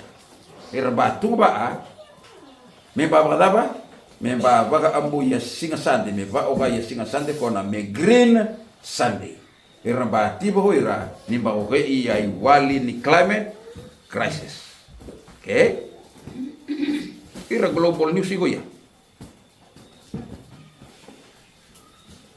Rotol rusa nga bulu katunga nangaunay ron sa agi gina o kaya lay bola iya laudato si vi nga yung bagi mata Mbose ni COP26 may Glasgow may Scotland Pope Francis and faith leaders signed a climate Sunday document in the Vatican and given to COP21 president for world leaders implementation. Ni bakara umerambo se gore liu ni be mani u audo na COP26 ko na 2021 may Scotland. Bakara umerambo se gore liu ni be mani u audo may Scotland may Glasgow na ruo tolu rosa nga bulu tunga kona iramba ambos ay liu ni be maalo u audo ngai bura-bura na Vatican City iraseni agina velalai tunga velalai ni Green Sunday baka isoli onra baka ukona hibira a presidente ni COP ni mbose kona na COP26 me hawa ke vera liu ni be mani u me sangai me rawa ni lai baka ya zoriaki na onra be mani u ngau na kona 2021 mbose yo ibai kina na lotu yang mbose kona baka ikawa ka ora baka kinadaba kina maambose ni UN ya tibo kena na bata ka mai na lotu kinadaba mata ni tu Arabai kumai, labai ulu angai ko kina, Green Sunday. Sangai iko mi bakalaw aga singa Sunday. Pulau Mei, Rusanga Puluh Kalima, 2021. Pope Francis launched a 7-year climate action plan for Earth's global Sunday race. Kila na Pulau Mei, Rusanga Puluh Kalima, Rusanga Puluh Katunga, launch agina Pope Francis tunga 7-year climate action plan. 7-year climate action plan. Nauna dapat kona. Rua sanga bulu katunga. Kay obolo kaya action plan iya nakata nga na bida. Biunga yang baki. Kay obolo kaya biung yang baki. Ko buru-buru memba bakadeng. Global Green Sunday. Kini balik-balik. The Vatican City plan agina iko mepakalaw agina singa sa atin na 2027 hina 2028. Iya nroi uba Vatican City. Kono hina nroi uba. Uba plan agina iko nroi mepakadapa. Menro umpan napakalaw alo buru-buru auto ko mepakademo. Singa ambu. Romani vivo yang bagi Allah kemanya. Kila main na 2015 hina 2021 ebida bagi. Bagi. Akau kaya rumah tayo na ibang mata orang ya Pope Francis. Au nanamba kalua bi. Ni kono na boso kaya au nanamba kalua bi. Ni baya ko maya bi wa complete ka udo. Kay kau kaya o kaya na daga ngai na be ya bi yang bagi. Ega po launch agina climate crisis solution in 2015 2021 yo nga biwa mbaki ba launch agina kaya na climate action plan kay kayo kaya kila daga agini kaya nga na biwa mbaki me kay biwa mbaki o bura me ba sabat res kono na takito kaya 2027 te 2028 ko bura auto ko me ba sabat res ba kading ini balik takit agino kaya kay okadio ona pakamatala kau kaya. Akalaw mambuli mura-mura nga na ono singa, bakit mo na ipabi ni singa. Kaya bal-bal o kaya may kay yado may biwa kabi ni ambaki ko mura-mura may papakati. Sunday rest. Kay wali ni climate crisis.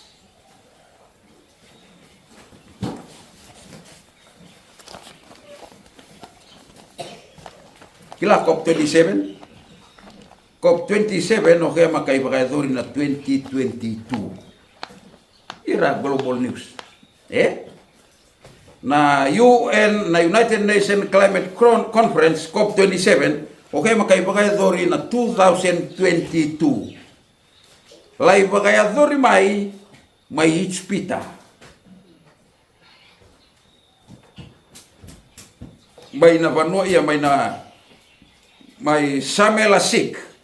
Kona boleh na uli bono sai ne ai. Mai spita. Ela idaga gina ambose ni COP27. Ira kai bagarong hoira tau boleh wada babu na malai daga mai gina mai spita. Boleh kai sai ne ai ambose ni COP27. Kai kaya kon organize agina bale iya bono iya mamai sol gina ibu nawe ini. Kaya nambose ni COP27 kona may sene ay may itspita lagi sa ini agi may gina the signing of the 10+1 climate commandment 10+1 ay bunawi ini masoli may Mosesi bale au tabakadada ni bura-bura ba natutono migi asoko na buru itunga o kaya la itunga kona ata ba Sunday law kona basa ini agio imay itspita nambose ni COP27 na rua sanga bulu karua. Say ni agigina the 10+1 commandment and Sunday sacredness and the dedication of Mother Earth to Brother Sun. Kuna kinakaya ko na COP27 ko pasarap. Naon rambose ko na ko ira liu ni be mani uga na liu ni be malo ira bala dedicate agini bura-bura be dei. Oratu mata ni singa. kay sanga mo saraba na clip ni COP27. May spita. Kila hora ay baka awayan rawali igo ningaw na sarabo ginakakono kaya makapatuni kila taba yato igo. Hora ay baka awayan ra igo ni tibay wakay yato igo gina bahila igo kaya tunga kali kung babakaraw miyato igura-gura. Kali kung babakaraw miyato igura-gura. Kila akin na video auto ara igo na kaya maka igo ni tunga maka igo ni maka igo ni rawani tay na kina kaitake mi rawani hoki atiba.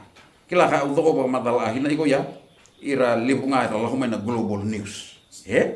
So a news o igo na maka ni rawani sarava na normal news nga wala ni bisinga. CNN na kaburiso. Iso a news songa ama era maroreu.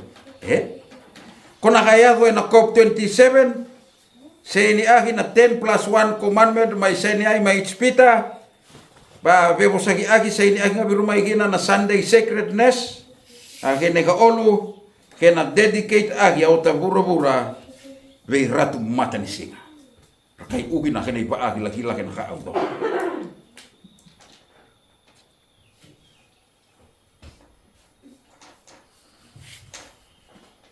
agulan ni kung ba rungo da itong uuwi na project 2025.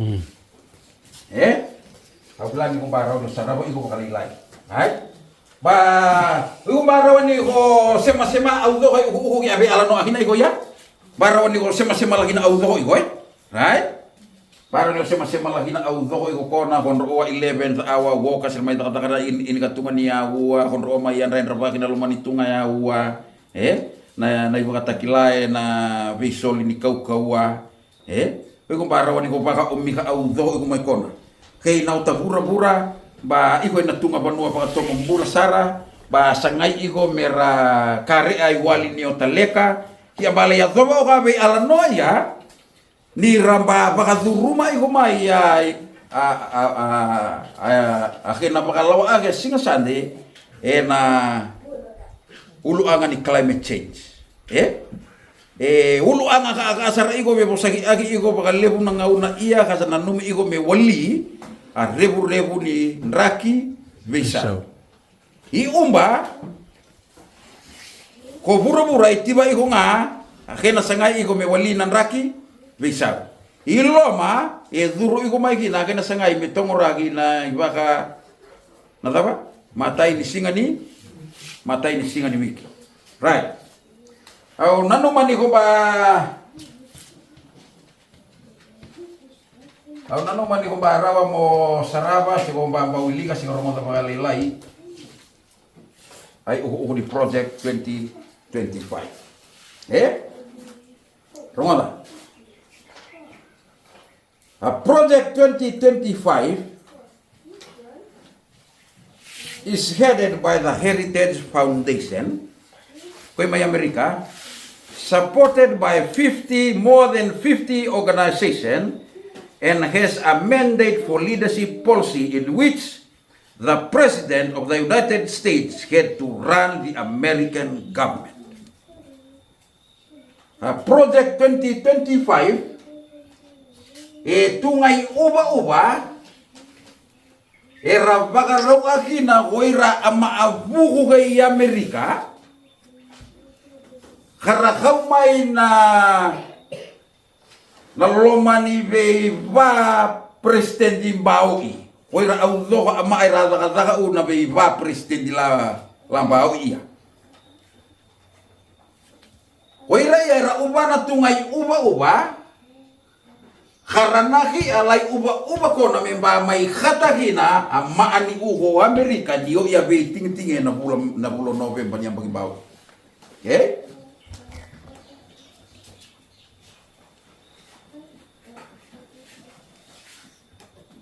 Na Heritage Foundation ba akhir auto kala CBI 550 katata la organization may Amerika la support agina uwa ka auto ko ya. Klamer au vai ko nakina pakasama ibi me au ra tau ke movement. Embi ubi ra kambali iki akai bi. Nakina sangai me rawani ni labe idha ya kaki apakam bau akai bi ya taya wa ka au zo de kona. Kona hoira Heritage Foundation mai Amerika ya. Ba kina be soko au zo ya. Era bakara wakina tungai uba me rawani mai khata kina president di bo ena yang bakia. Memba kata kina maani uho Amerika. Evita kau baka omi kata kini ubah wiliga iwa kena uho. Dua, Project 2025. It aims to transform the American government to make America better again. Okay, na uba ya na Project 2025. Sangai merawani Vesau agi yang maani uho Amerika. Me kaule subiro me au agai Amerika na ngau na au ya buagina gina honro au ya buagina adaba mayabu ni kena au ya buagi ma an Amerika na freedom your civil rights bagenya religious rights ho Amerika ma au ya buagi ko na yabu ni mata ni tu ni lotu ba Kristo okay iya Alo ume hua sarangan itunga ke hina ona lewa maani u. Lo ume lahu ngai na ona lahu maani ume lahu ngai na ona lahu. Kona hina abanua bate kau suga hina maani u Amerika ena kena sangai mela beida ke yabu bagalo ena banua ia. Merawani ya to Amerika to become better again. Okay? Kena karua dikau umi kata kena na kena u. It gives executive power to the president to change laws. Na Project 2025 era iko kina koira be yabu ya me baka boy ka bakari age maani u Amerika kene karua ena yabu kone solia kau go bera president me besa o kina ngalawa. Kila ko Trump oke makai te ike bu ko na be maman January. Kaya ko bumbulu ya gina be mama ni January. Ni kuwa sekai lahu ibu ya karobe kan ni madawa sega ulu ni madawa ni February. Mbandra wa executive order say ni agina yo kaya. Pak unga peke kau. Unga peke kau. Kona kau ko mai na ya ni 2025. It gives executive power to the president to change laws. Ibi ini tebe sa wake tungalawa ya kau na maambose ni parliament. Kay leila belinga ahi. O Amerika ni kuwa na Project 2025 na ya bubo ya. Ro be makasala aki nga kon ro ataw ni lawa be presidente Trump asay ni agino kay bola.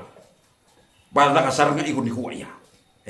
Ni kuwa ramba tungay wasileu milyon pa milyon ni ama Amerika na ngauna ramba be uni agino no tingi agina ama presidente.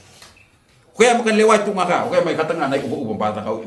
Okay? Kaya ka all to promote conservative Christian values and prioritize traditional American life. Iki na ka all ni kaya iko daya buya. May apa?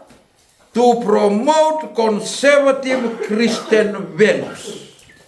Kaya na yung bale-bale kaya umba obola lo uba Kristo may Amerika may maroroy kaya singa ambu bana maroroy Amerika para sini akina kina ibola kurang kaya ay una ibola kon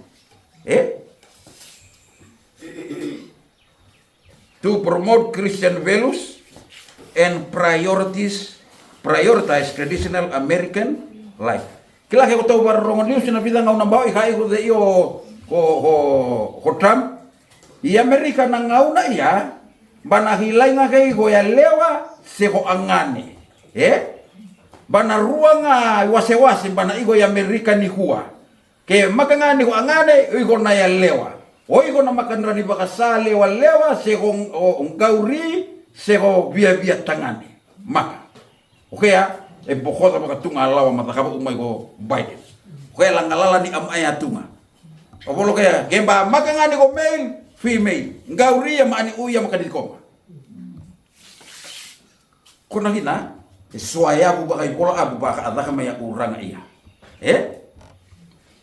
right Okay lah project 2025 iya. Project 2025. Ngoda enakenan rau ni beba liman rau walu sanga bulu hadiwa. Ihi nai uba kata iku kina presiden ibu na ngauna iya. Rau ni beba walu liman rau walu sanga bulu hadiwa. God ordained the Sabbath kai bracket agi oka Sunday. Ihi na awili bola iko main na romani bola iya project 2025. Oke era bagarau agina ko irabu ko kay Amerika karabi uwe na romani ba maani u presiden dimbao. Ba agina 5.10 bagabay soko kara ohona una kena sengai me bakali suibi ro Amerika ina yabu bagay bolaan. Kay kadi iya 5.10 kadi wanin rani be bani bola iya. God ordained the Sabbath. Kona kinala Sunday as a day of rest. Iti na semaka. Ada ba baka ambuyo kaya? Sabbath the seventh day ya kabir singa. Ya igay na ibola ya God ordained the Sabbath. Sunday is a day of rest. And Congress rumada ya. Congress o kaya parliament di Amerika should encourage communal rest by amending the Fair Labor Standard Act to require that workers be paid time and a half for hours worked on the Sabbath. Kaya polo kaya, akalo, o kaya, baka ambu ya singa Sunday me singa ni zengu.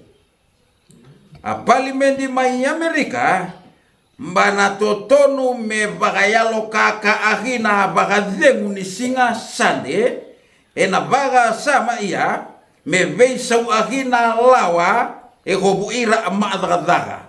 Kemba tunga ama ay daga ni singa Sunday o kaya me saumi na time ena ha kene malembale ke basa nga bulan dola ke muisawe na tunga yawa ve mama ni basa nga bulu kona ko daga singa Sunday bida ve mama ni basa nga bulu ruwa nga bulu kene malembale ke ko daga na tunga singa Sunday na tunga yawa bana ke muisawe ono sanga bulan dola tunga yawa kona kina kay bolo iko ke kay kaze iyo ke na ikine ra.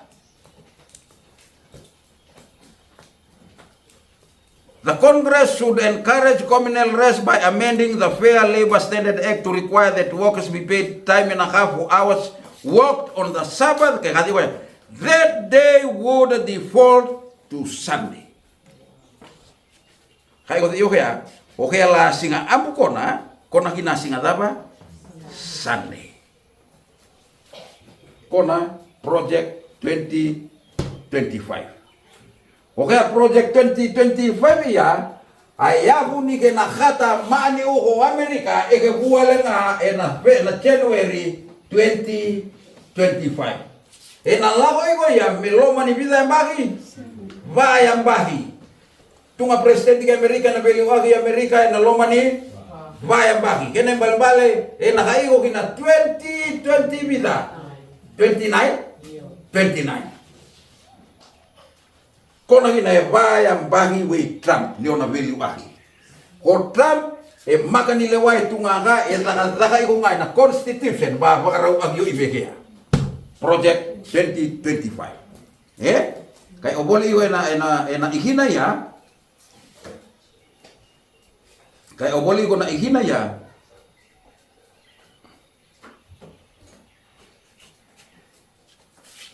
Oboli iwe na ihina ya niko Amerika bana bakadaba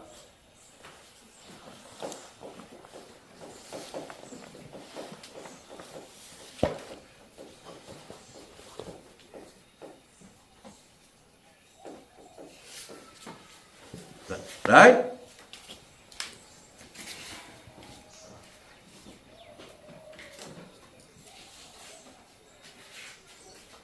Okay. That day would default to Sunday. Kene bali-bali ya. Na loma ni ako ni pakabule wa kaya ba kata iko kina presidente ya Trump na loma ni bayang bagi ya ba ho na loma ni ako ni pakabule wa kona na ikaliman raw walu sanga pulu kadiwa ni rani beba kena baka ambu ya tapa singa Sunday. Okay? Rongoda America is gearing up for a Sunday law. Romota kaya pagmata lagi na itunga news report ay nabidala nga singambawi. Kaya ko tiyo kaya, President Trump is setting America on a global stage for there is something great about to happen. Ni rasaraba iko nalako mayo durmayo ra amaya na garuwa ba siya olu ni mataw ni January boleh ka ni vida andra wa degree say ni agina hoira au dogara iko na maani ugara bezo ka doka ba gera ba sakay anyake ni usala nga na mataw mo isibi tunga milyon ya ba kay lesi am adaka iraba oboliveira ni rana dengu ni huwa aboda ni yala ni maani u Amerika ba kay Mexico ra iko kinama ay balu ni huwa Koira au doga be mani ulelebu China o chamani koira au doga be mani ulelebu nangauna ya era ba gaya ego be president be Trump a ubara wa mani uya me be ala no ba riko kila ka au doga ma bosa akina ego ke ni mbera ni bosa bumbulu ahi ya usaranga ego nangauna ya Laka iko nga, na ibola iya. O boli ni wera ulo kay liu ni bay mani ui bura-bura ero rere bagina baka tungo urang iya. Kay ka ora news report iya. President Trump is setting America on a global stage for there is something great about to happen. Kay nakapa iko Trump na mani u Amerika, ba tani Amerika na tungay baka anget-anget na global stage kay kaya ko ira tunga hali bumba na bagara mi aray bura-bura. Alright.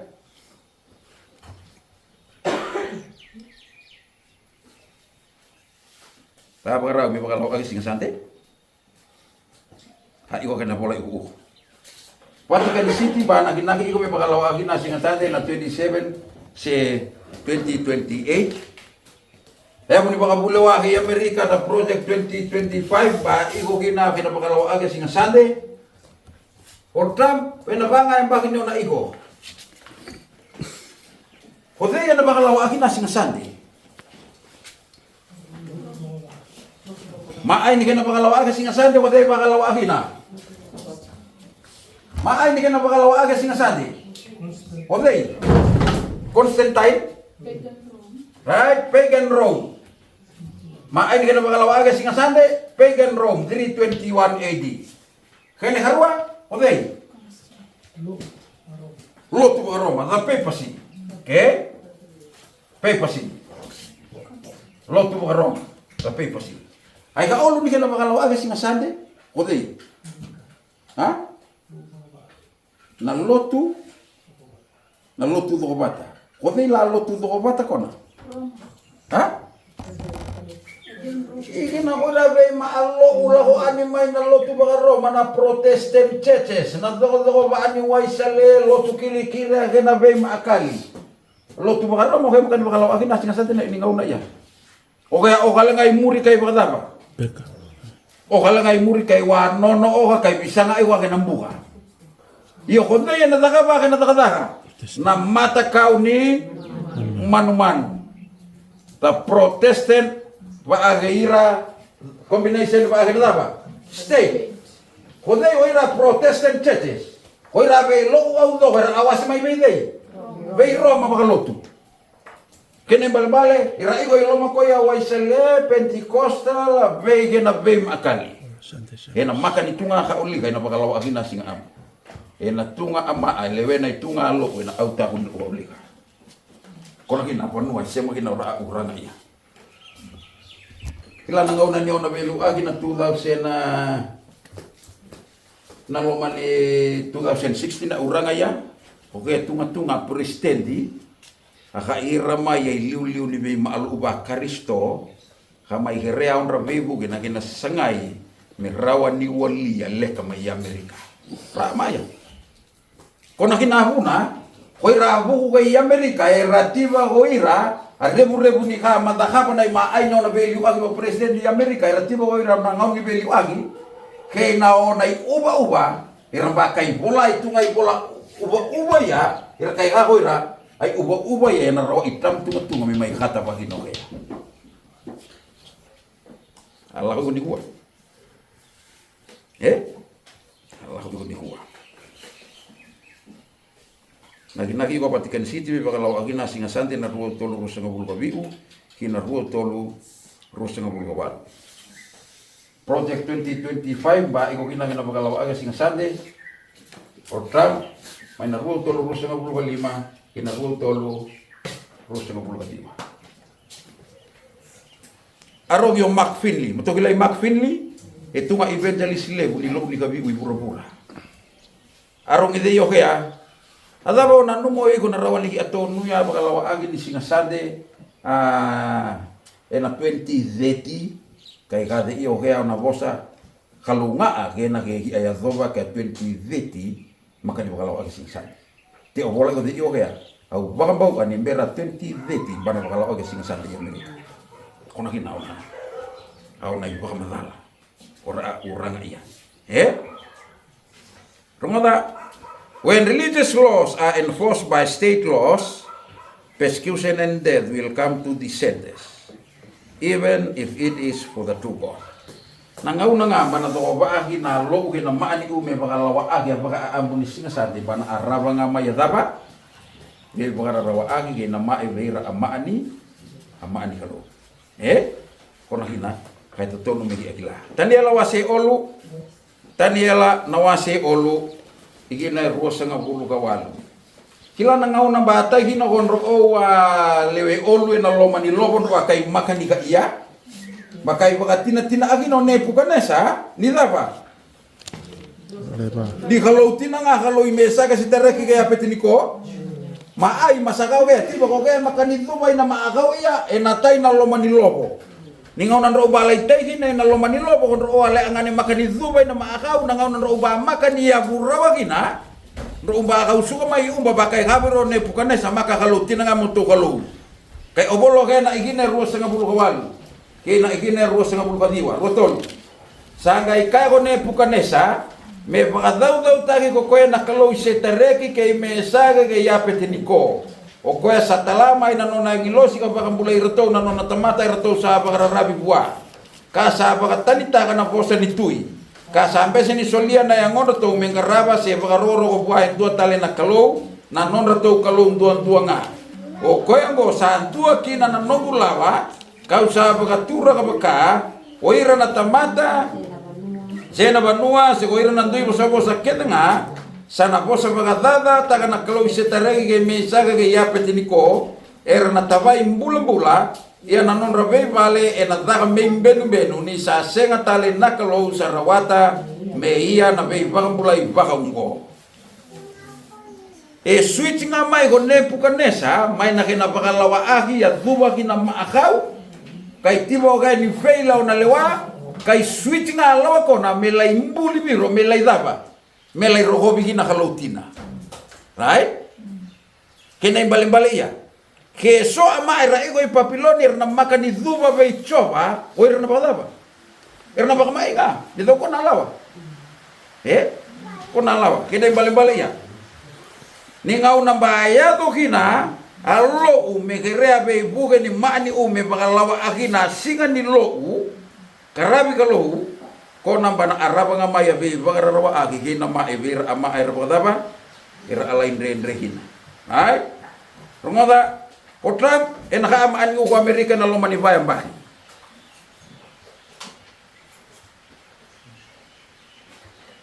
kaya lo manibaya mbaki ko nagi amaka dikila laba na yato na lo manibaya mbaki akanga au hila ni alawa ni kena bakalawa agi singa sande ba ho uwe na uwa ni project 2025 na constitution ni mani uho Amerika kaya ba bakambo iho tunga benro o wala bayang bagi ni ona value agi o travel na mani uho Amerika bana igabu agi na hino kaya bakalawa agi ni singa abo ni singa sande may Amerika ni huwa saranga olu sanga bula state mai Amerika basin agi kinakanay bola baka tatambo kina singa sandi olu sanga bula state vei maani ulelebu bura India Israeli Vei mani u baka musulmani, vei mani u Europe i kona ke na Western, vei ra Asia, vei mani u baka musulmani na Asia na boona ni wasa Pasifika ira, e rambasei ni agina au doa ke na ibola. E na World News, so vei siti lele ku mai na vei bono mai bala ni kai singa sa te ba amukata motuka. Makasawa ni kai kata itu nga motuka. Tunga langa lalai ni nota iko boli mai na tunga vanua mai balang. Ni kai singa sande me lake oke me lai loku ka ke oke na motoka. Lake oke kai tipo oke ni makan tunga pura motoka heli ugina. Kai oboli behea ikei ni huwa makan kai tau kata motoka. Kona eramba news ni huwa. Kona habaya tu iko pura-pura ni hua. Misi suat kaya obolo kaya etina ni obolo provisai ni na pagalaw aga singa sande. Ya. Ba otei abi me herea kalau me wa pagalilai. Me rawan ki abagaraw hino tambula. Me ki arawa au nai bala-bala tu tono kalau. Me rawan ki abagaraw na crisis ba wina maata. Maka ni kena bale-bale ni ba obolo provisai ni na yapo mai ya wakala agi di singa sande mehi amba araunga baka rawa me atu mai misi suait ka abolo kaya kia egi turu kia diheba kalau me alo re me wawa bale ka abolo kaya kena bakala aba agi singa sande is the greatest test for the people of God. Kona itunga test lebu vera amani kalau kaya kau kaya kena baka au agi kina au mumbula kena nomu rusa. Kona ngabirugi na iyo ini nrenga na uhia khlo ena iyo ini ngau na iger ama ama ena pasi agi na rawo ke tes ni singa sande kai ugi ni singa amu kai ugi begea kai iyo ini ona sila khlo me pagarawa ke okea ena ngau na ni rawa li kena sobora mai lai vi buru ni basongo agari ni loloma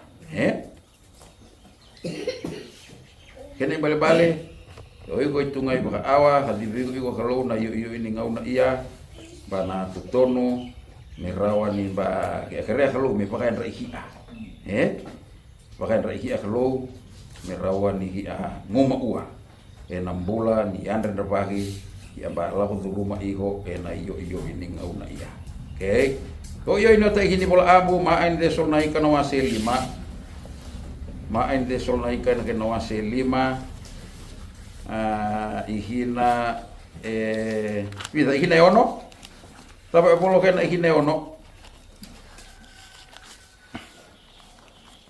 main de solne kana waseli ma ihina ono tapa polo kaya rotolu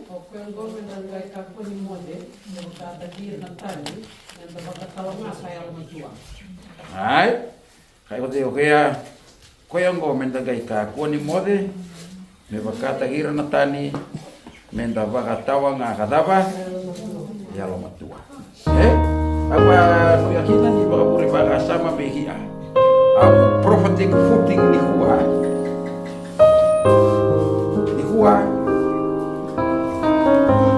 ya ba o na tungang ngau na ba bakarau me bakalaw agi singasati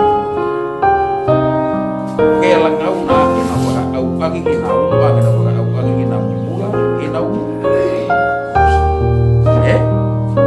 bale kai ko yo kaya ko ya mundong kai kakuan ni laba kakuan ni mode do pagataba nga kataba ayalo matua awa ayalo matua taga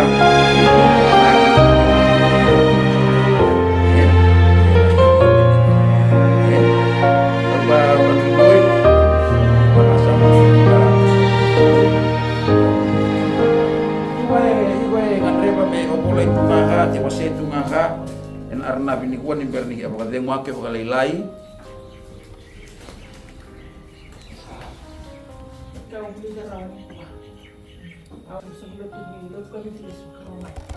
minta kakuni pakawele-wele taka na ndona yawa. Na wale. Na matingo sa TikTok ka na talo ka dito. Sa do kadibi na masumas kina bakanya. Sa semi dito talay raw.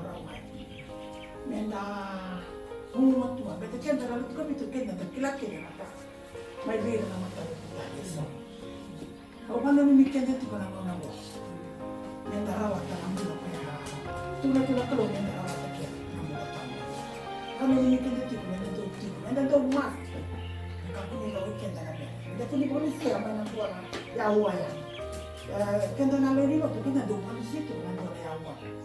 Kanda utala di kenda pa mer ta kamay na mo ni mas. Mana ni na yawa. Ako ba ni na ko na ko. Yung may bule na bitiki na bule tani ko. Na kango sini may ro nga tawalin ko sa mo ito may na ko dito. Ito talaga na mo. May na ngawman mo. Dong bera. Sili ko ba may nanona. Ngauna mas. Dong zaka na sema mas. Dong zaka paya. Eso ba lisito nando na yawa. Okay, ako na lumikid na ito na mabulay ko. Ito mong matua. Makana leso ito may huli ko timo to mo mato ito ka ko mo dito dan meron ko dito Na wale. Ro lani halo nga ani iba ko bisay baka nang dihiya ko na karo ko ngaw na kita bambu la to mi. Ni kuwa akanga uti obola behi kai obolo makfin. Kau kaya au makan ikilahi ana ya roba kia 2030 kalau wali sima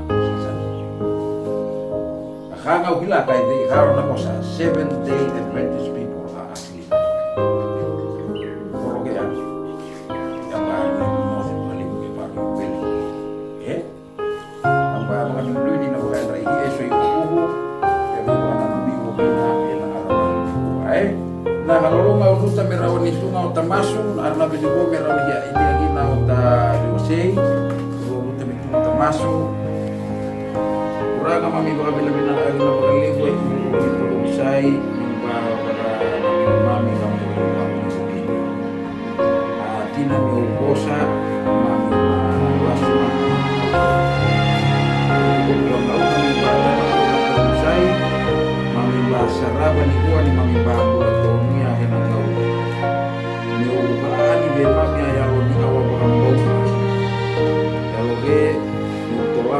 mami yena lo mai mami meron ko mami ngapa akina makapu kana aki ubo singalia ko na mai mami atina niwe mi ubosa kena bale bana tutu no mi abala awe mami mula ha mami basarawa iko di uwa wa boli mami kalau re mo sahaba na lo mai mami tunga ta ni bi bakayan rai tunga ta ni bi bakam pulo agin ta ni bi bakabu ya rawa itu malanga na khaw ni meyo ba ke abu agina yalo ni na wa ko ke na yalo ni move ke na yalo ni lo ko ba ke na lo ko na ya ni ko ka puli ni mami me mami na ba ni bosa ko la ma ai mami me mami na ba i ma ka ya ko na puli ni mami me ro ni mami ya to me wa awa me ya ra iko wa ro agina iko mami bula wa isulu iko na isulu ni bala tutonu karena salah agi ko irale mami ko wale ke rabi kay mami na bomo mami ikina ranga marui mami na boni awa una ma ai mami mami maswe na boga bina bina na bogo ichisu na iko mbula